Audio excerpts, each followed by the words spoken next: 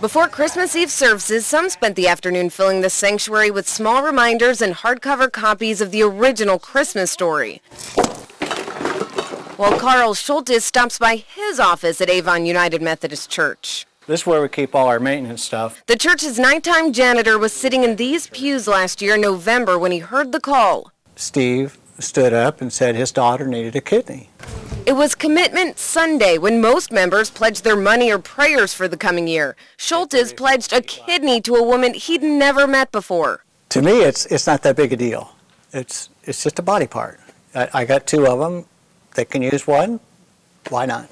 The fact that this happened right around the holidays makes it an even more heartwarming story, but the donor himself says the reason why he picked this time of year is simply because that's when he could get the most time off from his other two jobs at schools. They didn't tell me until about halfway through all my testing that it's possible I wouldn't be able to drive for 6 weeks, and since I'm a bus driver, that was a little bit of a setback, but I worked that out by saying, well, we just have to delay it. Schultes worked it out by using 14 vacation days, tacking them onto the end of Christmas break. It was a delay Melody Winalda could deal with after being on a waiting list for a year and a half without a single call. I had always said that I didn't know who my donor was, but God knew who it was, and I just find it so ironic that I really didn't know my donor.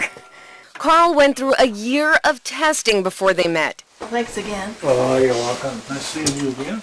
Now they're together on Christmas Eve, a little over a week after their surgeries. The kidney is working great. No longer needing daily dialysis, she'll have time and energy to raise her son. She says there's not a present under the tree that can match that. I can't imagine somebody making that sacrifice for somebody they don't know. The only way I can explain it is God's hand was in it the whole way. In Avon, Kat Anderson, Channel 13, Eyewitness News.